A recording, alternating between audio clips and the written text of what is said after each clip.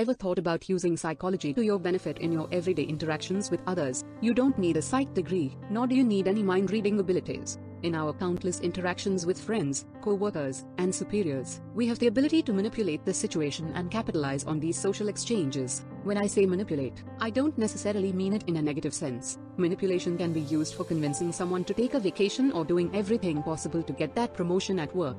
Hello everyone, welcome to Impact Boost, a platform for the people who want to live a healthier, happier, and more productive life. And here we are to teach you 11 manipulative tricks so that you can get people to do whatever you want. 1.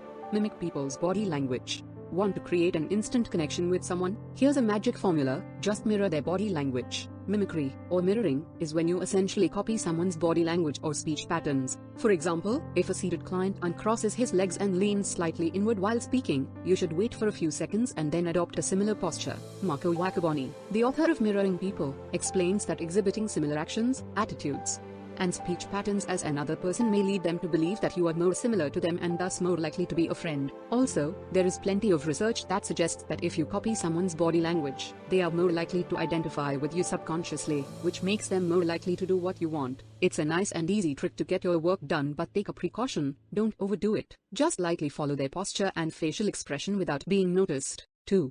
Ask people for favors when they're tired. A study published in the Journal of Marketing Research, CBS News, reports that advertisers are more likely to win over consumers when those consumers are tired. When someone is tired, they are more likely to agree because they are so worn down. This is because both their physical and mental energy levels are depleted. If you need to ask your superior for a request, like time off during a busy period, you are best off waiting until the end of the day when they're likely to be too tired to deal with it. This technique is commonly used in police interrogations, where long, drawn-out periods of questioning physically fatigue the suspect, making them more likely to confess. Also, in some situations, this technique can even draw false confessions or false yes responses as the respondent tries to make the questioning end early. 3. Silence. If you doubt that someone is lying to you, just remain silent and maintain eye contact when they are finished talking. The silence will speak to your expectation. More information will drive them toward truth. Also, if you want someone to tell you more about something, stay quiet. They'll usually fill the silence by giving you more information. Remember, actions speak louder than words. Similarly, if someone is trying to give you an excuse about something, if you stay quiet, they'll talk themselves into a corner and lose confidence in their story. If you directly force someone to tell the truth, they will come up with lies and manipulative answers and getaways. On the other hand, if you try an indirect way by just remaining silent, they will keep on explaining the things which will probably lead them to tell the truth. 4. Nod your head. In a 1980 study published in the Basic and Applied Psychology Journal, scientists found that when people nod while listening to something, they are more likely to agree with it. So if you nod while speaking, the other person may begin to nod as well and start to agree with you, without even knowing it. Nodding your head when asking someone a question will also make them more likely to agree with you or comply with your request. So if you want people to agree with you, then all you have to 5. Use people's names while talking. If you want to build reliable connections, start with remembering a person's name. Humans are all essentially ego-driven people, and our names form a large part of who we think we are. A person's own name is the most important word in the universe to him. It is the core part of their identity, so hearing it validated their existence, and makes them feel positive about the person who uttered their name. Have you ever met someone for the second or third time and, while you don't remember their name, they always remember yours? It makes you feel respected and important. It leaves an impression on you. For instance, rather than asking, "Can you wash my car?" you always do a great job. You would use, "Stephen, can you wash my car?" Every time you wash it, it looks great.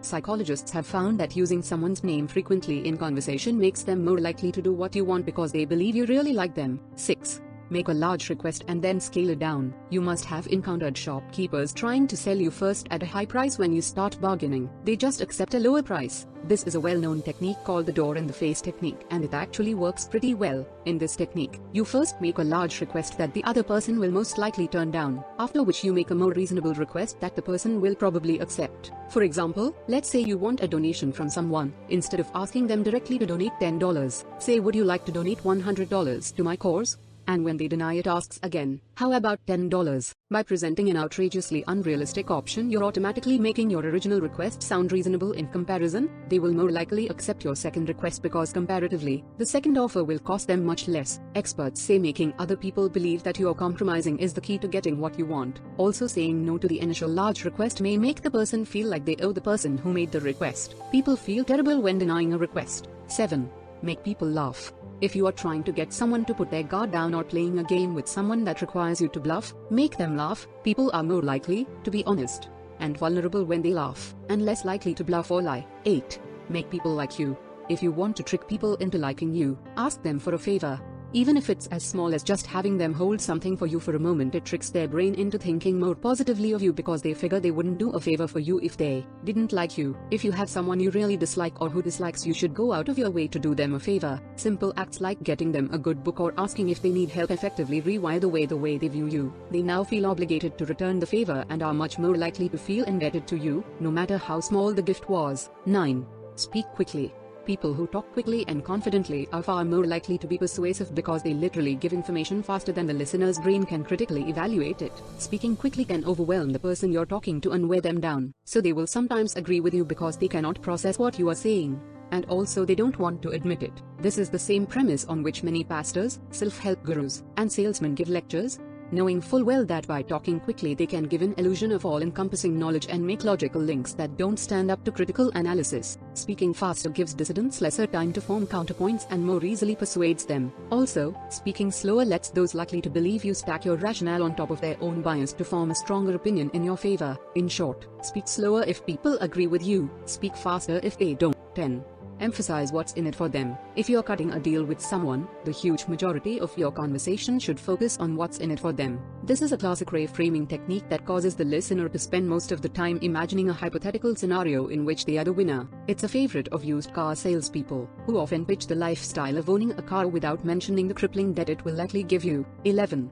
Eye contact. Here's a magic trick. If you want to avoid being called on in class or during a meeting, be sure to make a point of looking at the speaker, even making eye contact if you can, until the end of their question.